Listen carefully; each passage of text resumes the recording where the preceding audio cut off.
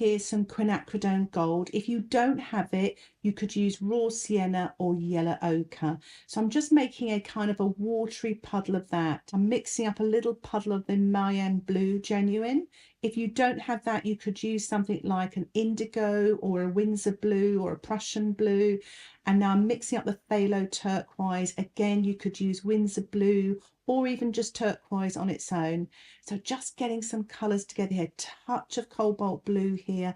This is all going to be for my background, and my background is going to be very atmospheric, very textured.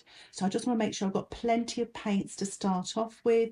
And now I'm wetting over the background. The masking fluid has dried, and I'm using my size 14 black velvet brush, just giving it a good soak. And I'm going to start off with a light colour, that's the Quinacridone Gold, and I'm just dropping this anywhere I like really in the background, just having fun, because it's going to be quite abstract and it's going to be very creative. And the consistency is kind of, it's not quite creamy, but because the paper itself is very watery, I want to make sure that paint's not too dilute, otherwise it'll end up when it dries too pale. And also because I'll be putting salt on this, I want to be able to create contrast as well, because the salt lifts the paint to create lighter areas. So I'm now going in with the phthalo turquoise, and this is a beautiful color. It's just gorgeous. I'm in love with it. And I'm using the green Apatite Genuine, another beautiful color by Daniel Smith. It creates so much texture. It's a lovely warm green, and I'm just putting in a little bit of the cobalt blue, but everything's starting to blend together now. So just a drop of it there, just enjoy it. I'm just giving my brush a rinse there because the colours were getting a little bit muddy, getting all mixed up together.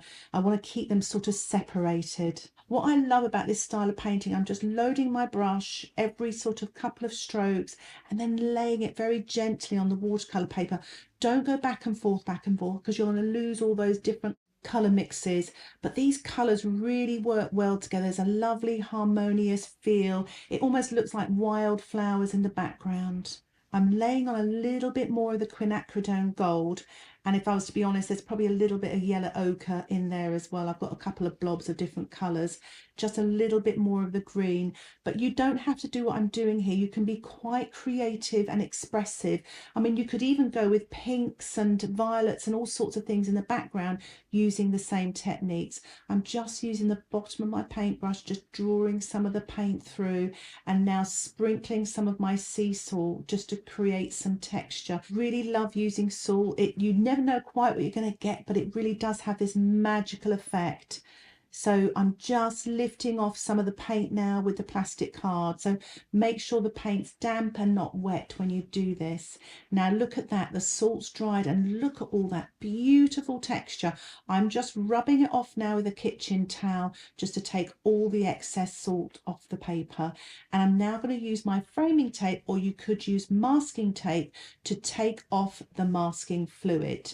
And this will take me a little bit of time, but just showing you the method of just pulling it off with the sticky side. As you can see, it pulls off the masking fluid nicely. Once you remove all the masking fluid, you can start mixing up some background colour here. I'm using the Mayan Blue Genuine, and I'm going to paint around some of the petals on the snowdrops just to really bring out that light colour. So there, I rinse my size 4 round brush, and I'm just softening the edges now, blending that line that I just painted.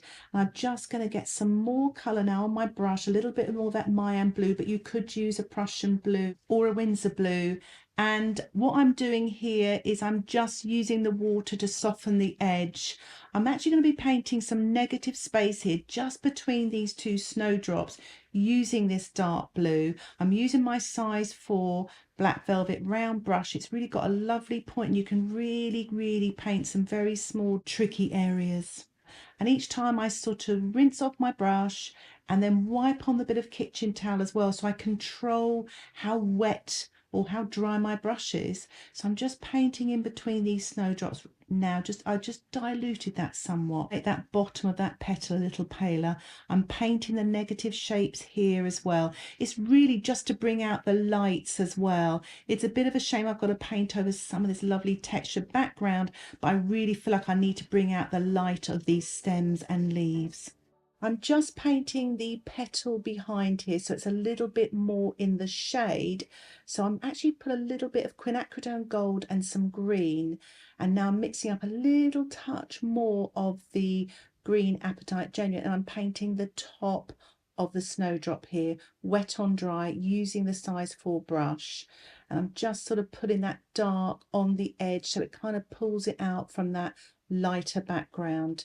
I'm just putting a little bit more of the green there on the right hand side, rinsing my brush, taking the excess water off. My brush is damp, and I'm just blending and smoothing that because I want to create a bit of lighter green, that is, on the left hand side.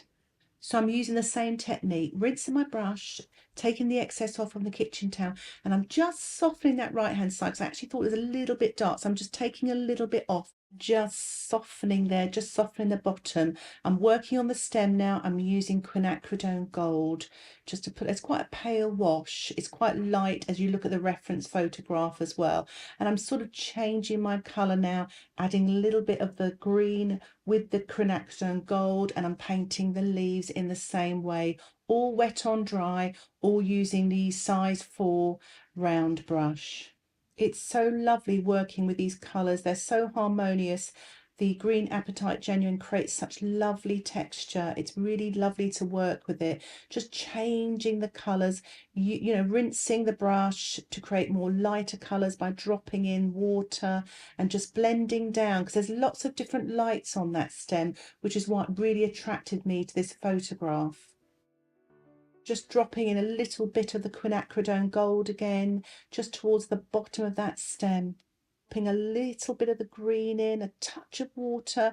I mean, just have fun, you know, just mixing in these different colours. It's wonderful. I did actually get a little bit of cadmium yellow there just to lighten that up a little bit.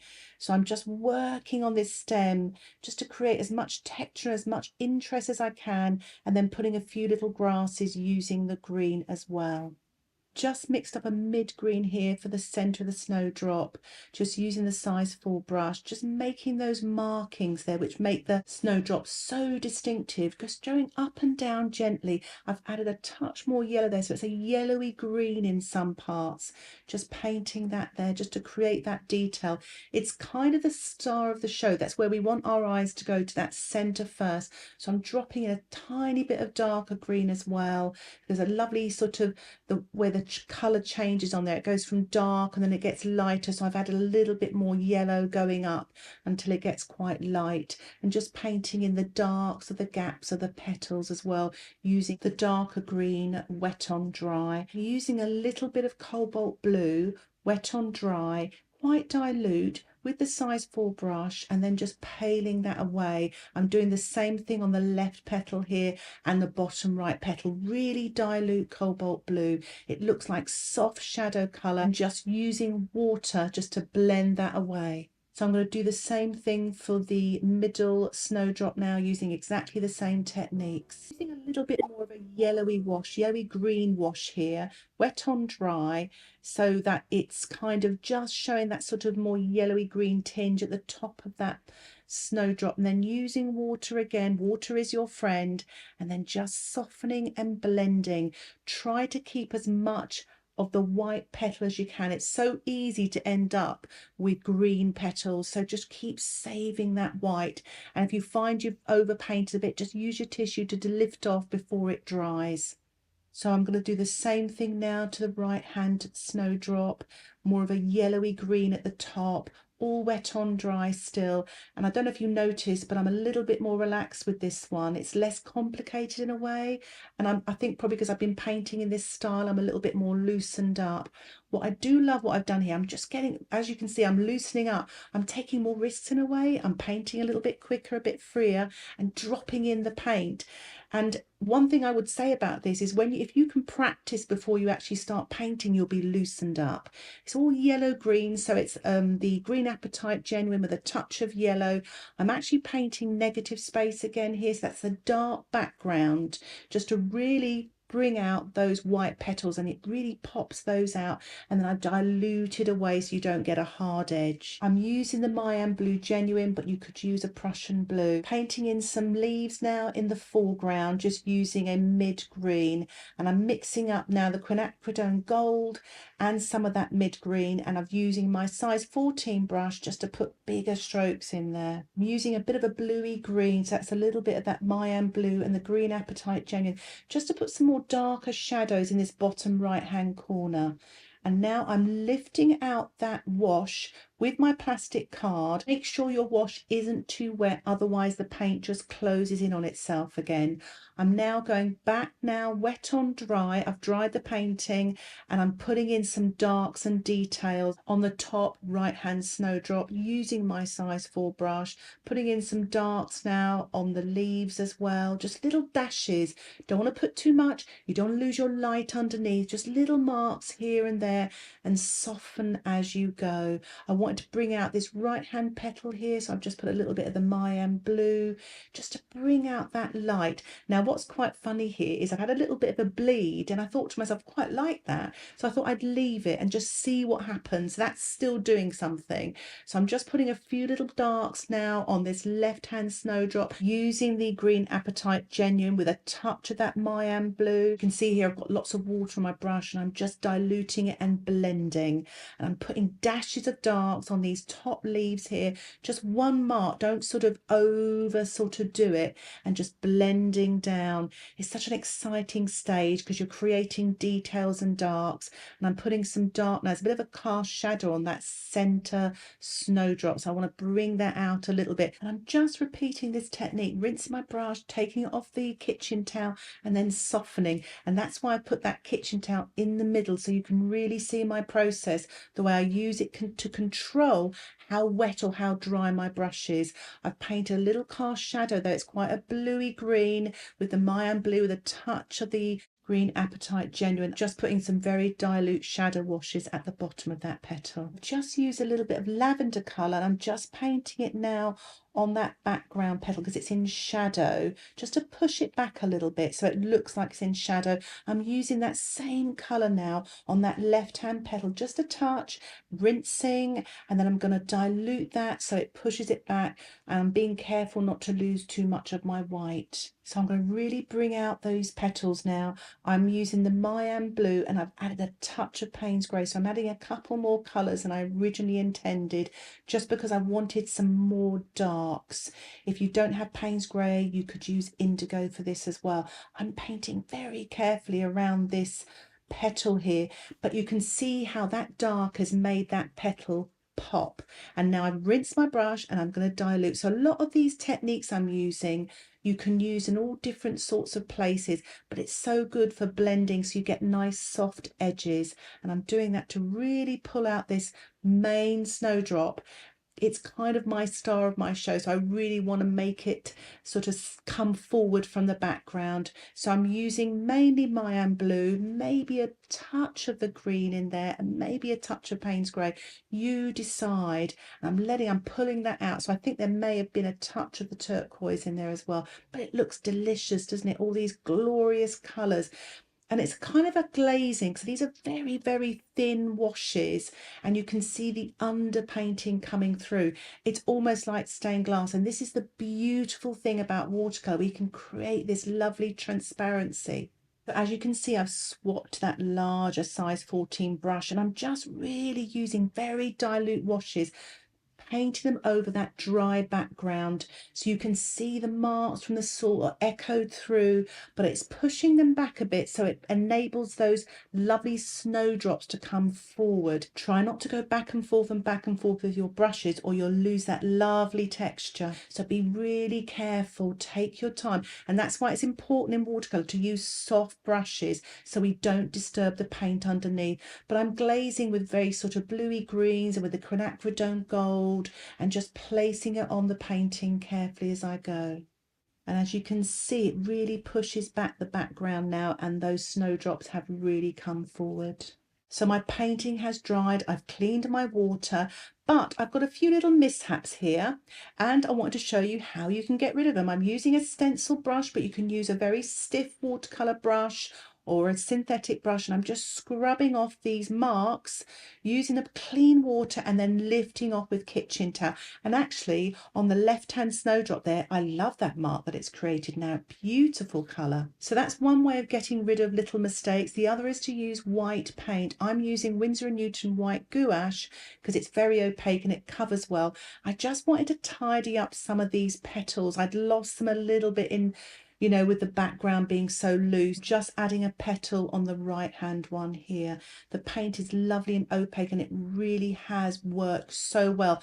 I'm not ashamed of using white. I really like it. If it works and it makes the painting work, that's all that matters. So I'm just tidying up here on this left hand snowdrop as well. It's very minor marks, but it just makes all the difference. It just cleans that edge. So I love the fact these snowdrops are quite in detail, but the background's lovely and abstract. That's exactly what I wanted at the beginning of the painting, and that's what I've got. So I'm really pleased, and the colours are so harmonious. So I'm just putting in this background petal here. I really struggle with this, so I decided to make it more of a paler neutral colour. So I'm actually using the white paint and just picking up some of the paint from underneath just a little bit, because I felt it was almost too dark, like it was part of the background. I feel this way it looks like the petal again. So sometimes when you copy a photograph, it doesn't look that good in your painting. Sometimes you have to make your own adjustments. So I'm quite pleased with how that's turned out. It's cooler and it goes back like it's in the shadow. So I've actually mixed some yellow with white and I'm just lightening up some of these stems. Again, it got a little bit lost. I'm just, as you can see, they're just using one stroke. I'm not getting too busy, because sometimes you can get very carried away with white paint and suddenly it ends up being a gouache painting. I want it to have that watercolor look. So I'm just putting a few little highlights here and there, restricting myself and being as disciplined as I can. But you can see here, I'm just putting a few little highlights here, just bringing it out, using a bit of the watercolor added to the white, so it's a very light yellow green. I'm really pleased that I left that little blob that bled on the right hand snowdrop. That little mark there, that little dark, just really works there. So I'm really pleased with that, and I'm glad that I left it alone. So I'm coming towards the end of the painting. I'm giving a little bit of a spatter here and there, using the white and white with a touch of yellow, and I'm actually spattering it all around the snowdrops. And I think it looks magical. It's given it a sparkle, and I'm really, really excited about this. This is just what I wanted to do. It's always really nice sometimes when it turns out how you want it to turn out. And if you'd like to learn more about watercolour, get access to exclusive videos and downloadable outline sketches, why not think about joining my Patreon membership? Details about that can be found in the description below, and you can cancel anytime. Thank you so much for watching. Happy painting. Bye for now.